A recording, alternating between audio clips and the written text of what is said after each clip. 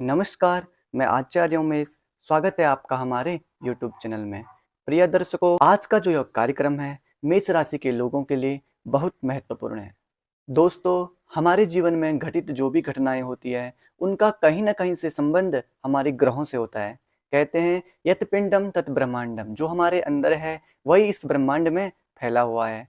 हमारे अंदर जो ग्रह होते हैं उनका तत्व कितनी राशि में हमारे शरीर में विराजमान है, वो तत्व कितना हमारे अंदर है, इस हिसाब से हमारे जीवन में कोई भी भविष्यवाणी की जा सकती है। आज हम आपके लिए कार्यक्रम लाए हैं सितंबर माह का, कि मेष राशि के लोगों के लिए यह सितंबर का माह कैसा रहेगा। जो राशियों की गोचर स्थिति है वो एक महीना उनके लिए क्या शुभ और अशुभ परिणाम लेकर आई है। इस समय में आप क्या करें और क्या ना करें।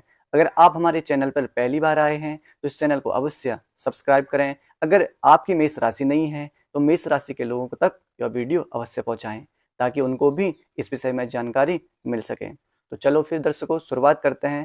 दोस्तों, आपके सामने जो ये चार्ट बना है इसमें आप देख सकते हैं आपके लग्न में, अर्थात जहां पर 1 नंबर बना है वहां पे गुरु और राहु एक साथ बैठे हुए हैं। आपके चतुर्थ भाव में 4 नंबर में शुक्र बैठे हैं और 5 नंबर में सूर्य और बुध की युति बनी हुई है, और सप्तम भाव में केतु बैठे हुए हैं, और एकादश में शनि और द्वादश में चंद्रमा बैठे हुए हैं।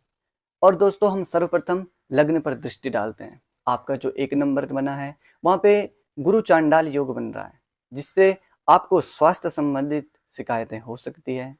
आपका व्यवहार कभी क्रूर हो सकता है, कभी आप एकाएक किसी पर चिल्ला लें और कभी एकाएक आप शांत हो जाए।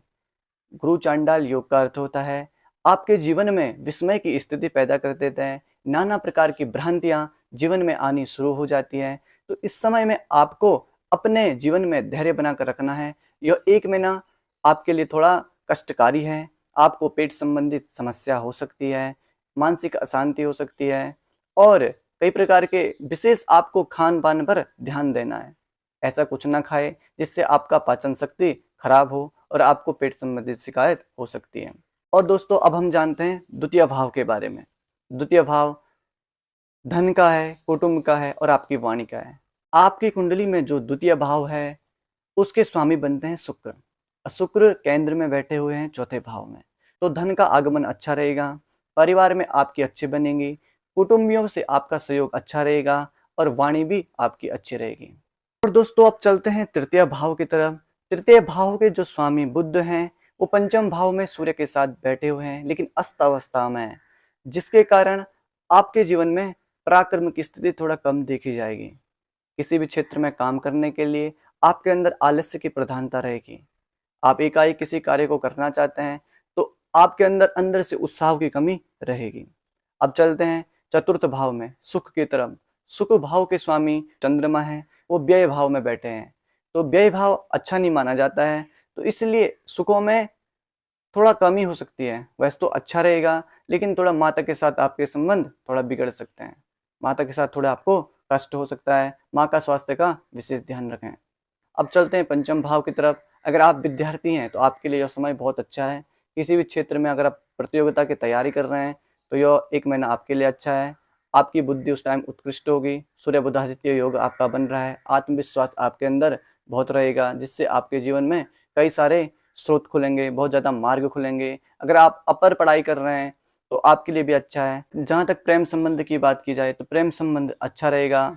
बस अपनी वाणी पे थोड़ा कंट्रोल रखें, नियंत्रण रखें, ऐसा कुछ ना बोल दे जिससे आपके साथी को बुरा लगे। और अब जानते हैं आपकी कुंडली के 6वें भाव के बारे में। 6वां भाव ये रोग का है और कर्जा का है और शत्रुओं का है। मंगल की स्थिति यहाँ पर बन रही है, जिससे भूल कर भी आप किसी से कर्जा न लें, ना किसी को कर्जा दें। सितंबर माह में दिया हुआ आपका कर्जा लौटाने में उस व्यक्ति को दिक्कत हो सकती है, या अगर आपने कर्जा लिया तो आपको उसको देने में दिक्कत हो सकती है। जब तक ज़्यादा आवश्यक न हो तब तक इस टाइम में कर्जा न लें। मंगल की प्लेसमेंट यहाँ पे अच्छी भी होती है शत्रुओं के लिए, तो शत्रु आपका कुछ नहीं बिगाड़ सकते हैं। आपका पराक्रम ही आपके अंदर बहुत अच्छा रहेगा।